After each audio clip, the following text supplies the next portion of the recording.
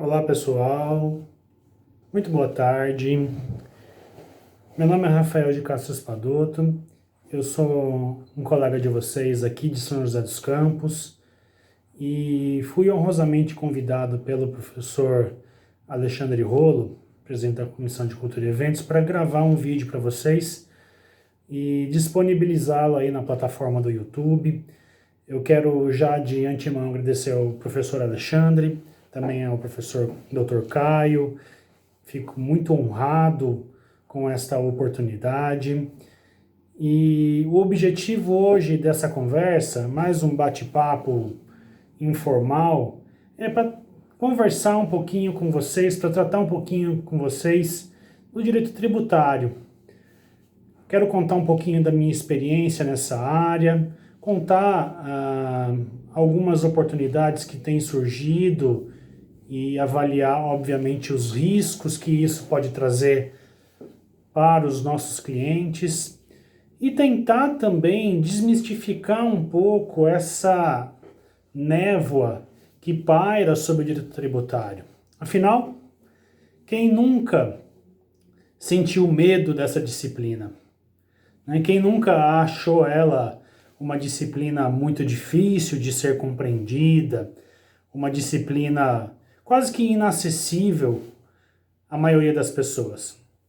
Posso dizer com toda a segurança do mundo para vocês de que estes temores não passam de lendas. O direito tributário, ele é tão simples quanto qualquer outra disciplina do direito, se você tiver, naturalmente, o interesse de entender todas as suas características, todos os seus conceitos, que muitas vezes, sim, diferenciam dos conceitos que estamos acostumados para quem atua na área civil, na área trabalhista, na área empresarial. Muitas vezes nós temos que ter um pouco de conhecimento sobre ciências contábeis, pois muitos dos conceitos que são trabalhados no direito tributário são originários, sim, das ciências contábeis. Por isso, não é o nosso objetivo aqui formar nenhum tipo de profissional contábil, mas trazer esta informação, este detalhe da disciplina, da área, que é bela, é desafiadora, sim, mas não é um bicho de sete cabeças como as pessoas, muitas pessoas, costumam pintar. Pois bem, trazido um pouco essa introdução ao nosso debate, eu me permito falar um pouquinho sobre quem eu sou, o que eu já fiz e para onde eu quero ainda ir, seja na minha vida pessoal, seja na minha vida profissional. Como eu disse, meu nome é Rafael, também sou conhecido como Espadoto, professor Espadoto, e eu atualmente resido aqui em São José dos Campos. Já estou aqui com um escritório que leva o meu sobrenome, a sociedade de advogados que leva o meu sobrenome há quase 15 anos, e sou casado, tenho 2 filhos, o Miguel e a Alice, minha esposa Juliana também é nossa colega, e sou muito uma pessoa que procura sempre estar vivendo em harmonia comigo mesmo, para que essa harmonia, obviamente, possa ser transportada para a minha convivência familiar e a minha convivência com o meu círculo de amizades que aqui formei e que ainda tenho por muitas cidades aonde já vivi. São Paulo, minha terra natal, Botucatu, e a cidade em Santa Catarina que eu vivia, que se chama Videira.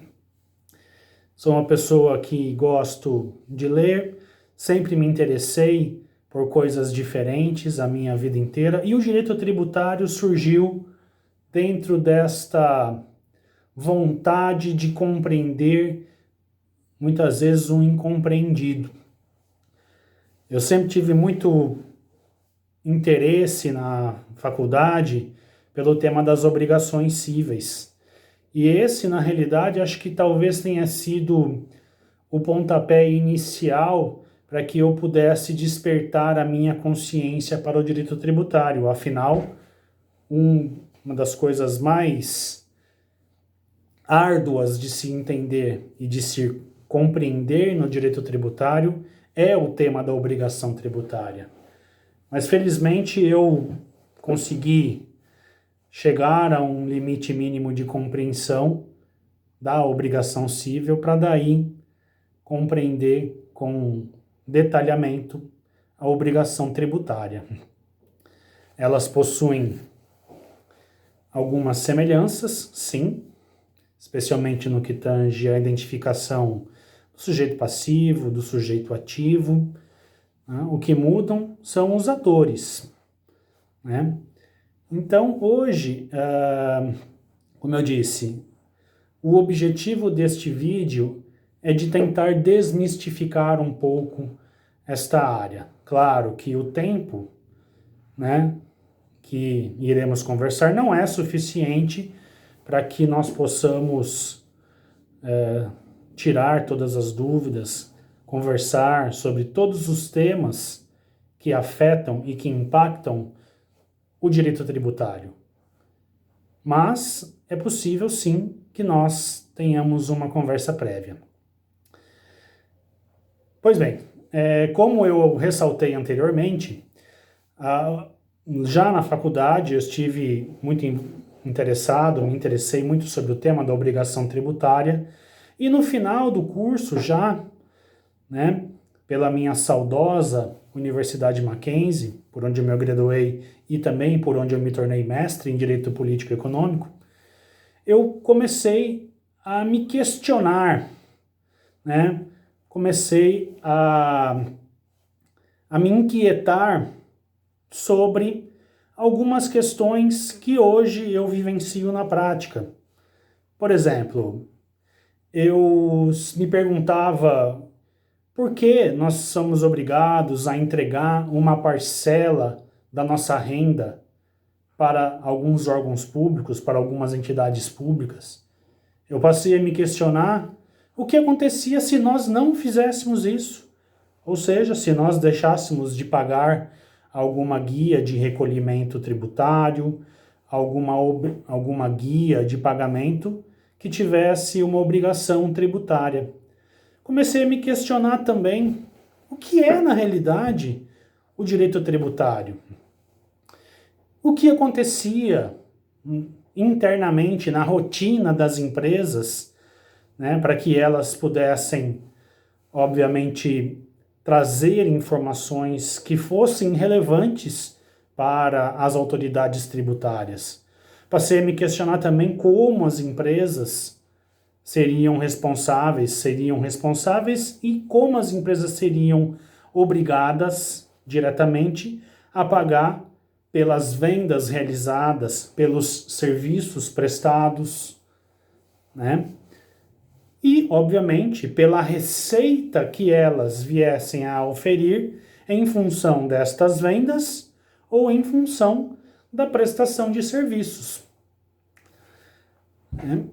Então, isso começou a me motivar ainda mais a buscar esses conhecimentos. E, felizmente, a vida trouxe para mim uma primeira oportunidade de lecionar esta disciplina, que se baseia, como qualquer outra no direito, em princípios, em valores e em normas, claro, infraconstitucionais e normas administrativas.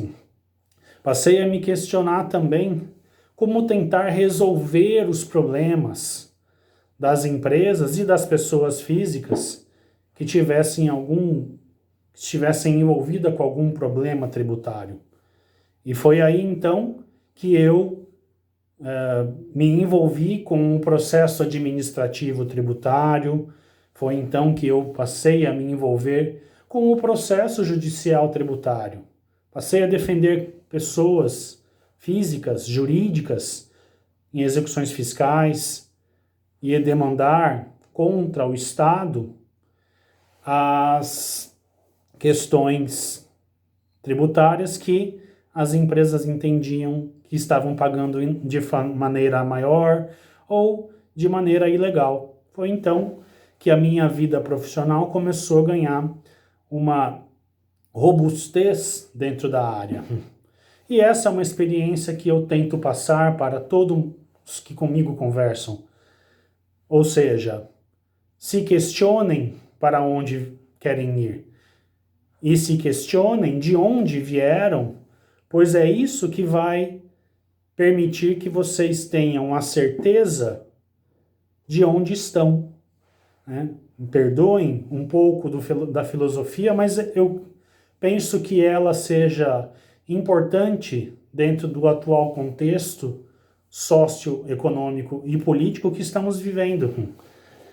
Então esse é um parênteses que eu faço aqui e já agradeço de antemão a compreensão de todos pelo esse pequeno aparte filosófico.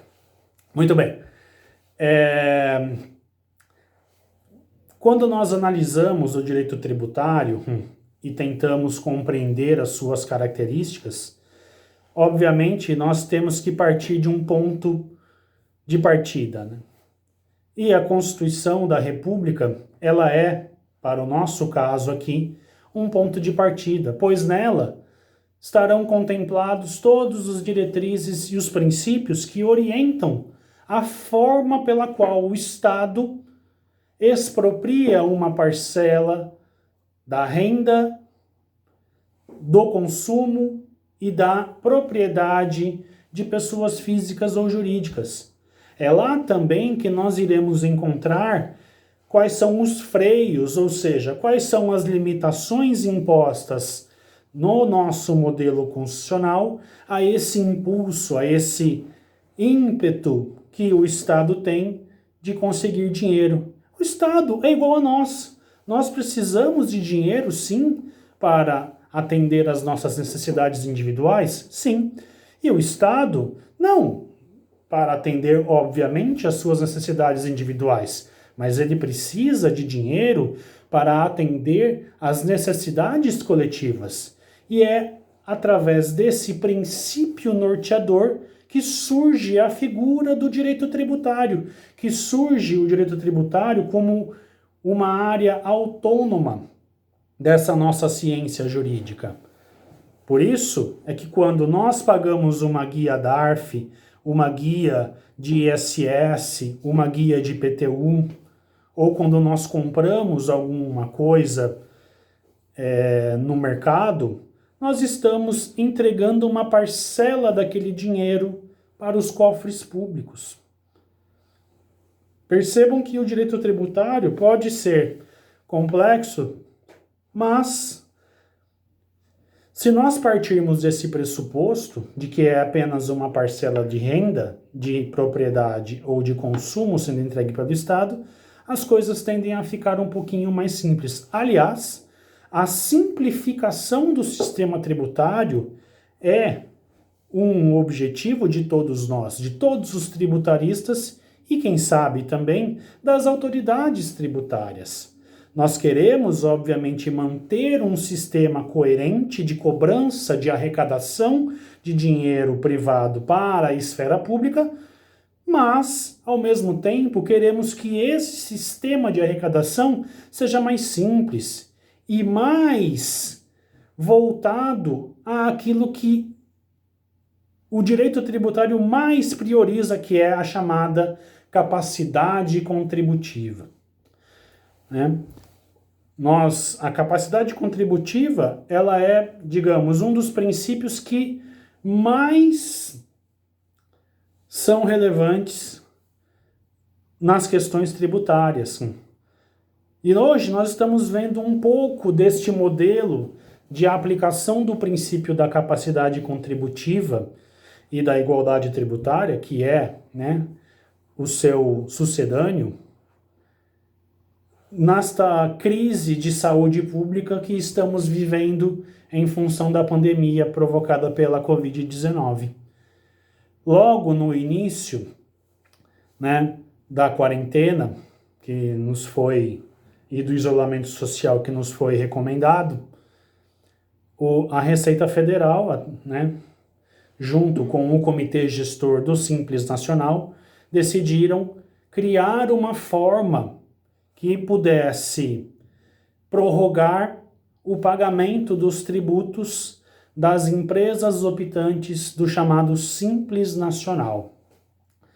Esta política de prorrogação do pagamento dos tributos, num primeiro momento, tributos federais incorporados ao Simples, é decorrência do próprio princípio da capacidade contributiva, que é, sim, como eu disse, uma das diretrizes para as quais devemos olhar quando tratamos questões tributárias.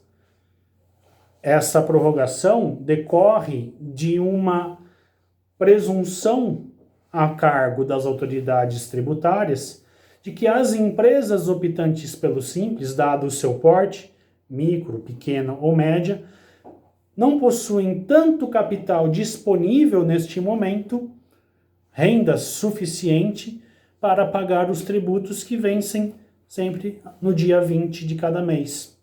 Por isso, decidiram que havia a necessidade de promover um tratamento desigual a estas empresas, um tratamento desigual se comparado com as empresas que não são optantes do regime do Simples Nacional. Pois bem, num segundo momento, este direito, né, à prorrogação do pagamento dos tributos, se estendeu também aos tributos de natureza estadual ou municipal que estão incluídos nas obrigações que são entregues à Receita Federal para as empresas optantes pelo Simples, pois o sistema do Simples ele nada mais é do que uma unificação tributária de diferentes tipos de contribuições, impostos a diferentes entes federativos. Portanto, na mesma guia, você tem impostos e contribuições sociais de natureza federal, no nível federal, né, de nível estadual, empresas comerciais, né, que prestam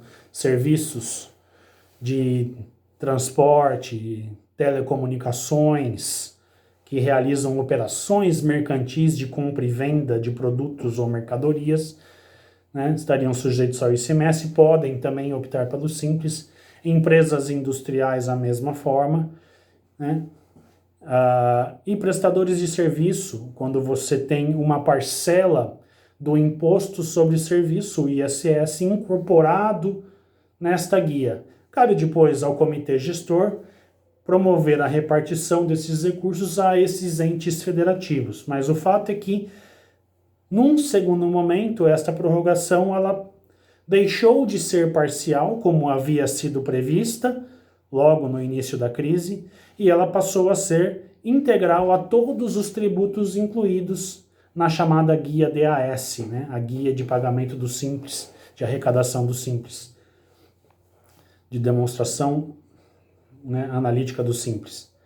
Portanto, esta foi, digamos, uma situação que está acontecendo e foi uma das primeiras medidas adotadas pelos órgãos públicos, pelas autoridades fazendárias, para tentar diminuir um pouco o impacto financeiro provocado pela crise e provocado pela presunção de diminuição de receitas e de desaceleramento das atividades econômicas. Isso tudo gerou um debate, né? Esta prorrogação gerou um debate, e é sobre ele que agora nós conversaremos um pouco. Ficou a dúvida, né? E para as empresas que não fossem optantes do Simples Nacional, elas poderiam também ter o direito à prorrogação dos tributos que seriam por ela devidos? Uma discussão que chegou às portas do judiciário, uma discussão que ainda perdura. Nós tivemos alguns casos, alguns mandados de segurança que foram impetrados em favor de empresas que objetivavam o direito, o reconhecimento do direito à prorrogação de tributos federais para empresas que não fossem optantes pelo Simples, ou seja, empresas que adotassem um modelo de tributação baseada no lucro presumido, no lucro real ou no lucro arbitrado. Então, essa discussão chegou à porta do judiciário e algumas empresas, especialmente algumas lá que impetraram mandado de segurança na Justiça Federal de Brasília, conseguiram o benefício da prorrogação dos seus tributos, mas não sem uma contrapartida, né? Algumas decisões foram no sentido de que seria deferido sim a prorrogação dos tributos, mas com a necessidade de manutenção dos empregos que a empresa, né, tivesse no momento do ajuizamento da ação. Esse foi um detalhe. Posteriormente, aqui no estado de São Paulo, nós tivemos também algumas empresas que se socorreram do Poder Judiciário para tentar garantir a prorrogação do pagamento dos impostos, né, especificamente do ICMS, que tem um impacto muito grande na rotina das empresas, e algumas decisões foram realmente favoráveis às empresas, aos contribuintes. Mas recentemente o Tribunal de Justiça suspendeu todas essas decisões sob o argumento de que, neste momento, não é possível a prorrogação do pagamento de ICMS, pois o Estado precisa, sim, de recursos, né, à sua disposição para fazer frente a estas despesas que terá em função do aumento dos gastos decorrentes da crise de saúde pública que estamos a vivenciar. É questionável, claro, pois se nós avaliarmos a essência do ICMS, é um tributo de natureza não vinculativa, ou seja, não é com o recurso do ICMS que o Estado, obviamente, terá dinheiro para suportar despesas com saúde pública. Por isso é que há um risco, né, e um debate que pode ser feito em função dessas decisões do Tribunal de Justiça, né, desta decisão especificamente do Tribunal de Justiça que suspendeu as decisões esparsas que autorizavam a prorrogação do ICMS. Um outro argumento trazido pela Procuradoria, né, de que o Estado nessas horas, e o Poder Judiciário, eu estou falando do Poder Judiciário, ele não pode atuar como um legislador positivo, ou seja, diante da ausência de previsão legal que permita a prorrogação de tributos, não poderia o Estado se arvorar desta condição e aí autorizar uma prorrogação. O que também é questionável, pois o Código Tributário Nacional prevê o Instituto da Moratória e especificamente em relação ao ICMS, existe um convênio do Conselho Nacional de Política Fazendária que prevê a suspensão do pagamento, né, a chamada moratória do pagamento do ICMS, diante de um estado de calamidade pública. Então esse é um argumento e uma oportunidade que pode sim ser trabalhada dentro de um contexto tributário e aí, naturalmente, trazer algum tipo de benefício ainda que momentâneo para as empresas. Com relação aos aspectos da pandemia em si, né, nós tivemos ainda algumas medidas complementares a esta prorrogação dos tributos, como a prorrogação do IOF, decorrente de operações financeiras, uma vez que muitas empresas vão buscar recursos no mercado financeiro, então o IOF, a rigor, incidiria sobre uma operação de empréstimo bancário, por exemplo, sobre a contratação de um seguro, enfim. Mas aí há uma suspensão do pagamento, assim como um diferimento no pagamento do FGTS, que é uma espécie tributária também, como já bem definiu os tribunais superiores, e a prorrogação de certidões conjuntas. Alguns municípios têm adotado políticas próprias de prorrogação de ISS para empresas que não estejam enquadradas no Simples Nacional, de IPTU, mas como diz, né, toda a iniciativa de manter uma prorrogação, uma suspensão, ainda que parcial, depende muito da natureza do tributo, né? Ou seja, e de quem promove a suspensão e a prorrogação. Isso significa que o Estado de São Paulo, por exemplo, seria incompetente de exigir de São José dos Campos, e esse é um aspecto importante, a suspensão, a prorrogação do ISS. Somente, né, o município de São José ou o município de São Paulo, no caso do ISS paulistano, é que teria esta competência de promover a suspensão, a prorrogação. Então, sempre é a dica que eu deixo.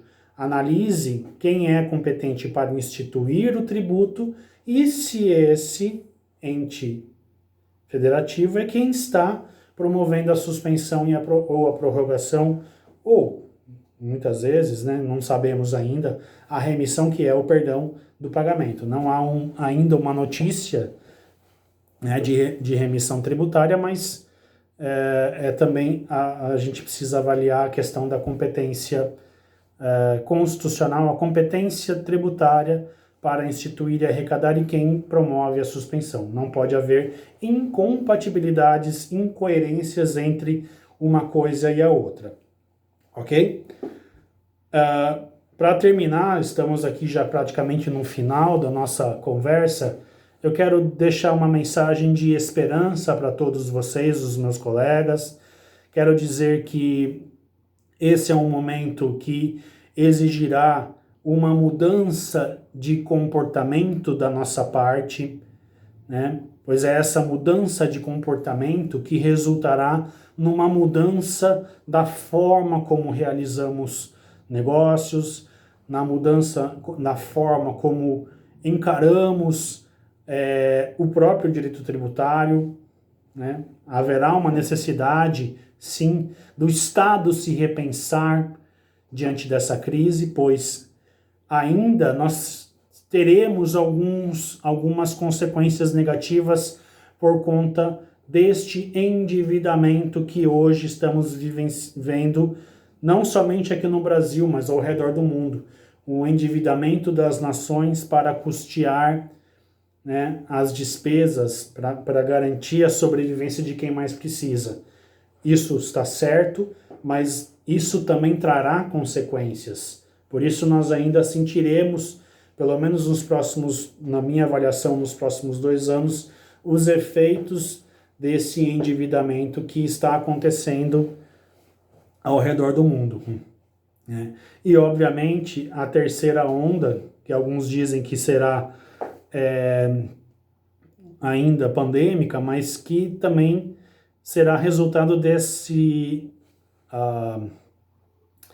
dessa desaceleração que estamos vivendo.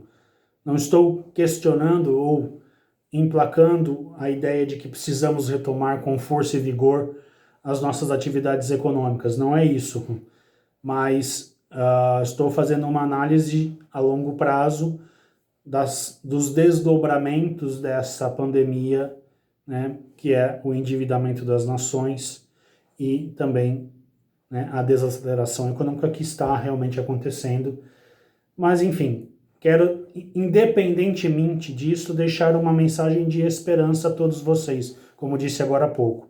Quero também deixar aqui novamente os meus agradecimentos e me colocar à disposição dos colegas que queiram, né, conversar comigo, né? Estou à disposição de todos vocês e deixar aí o meu abraço e o agradecimento. Fiquem todos com Deus, se cuidem, cuidem das suas famílias, pois nós conseguimos recuperar ainda esse mercado, mas a nossa saúde, se a perdermos, essa terá sido em vão. Muito abraço, um grande abraço e até breve.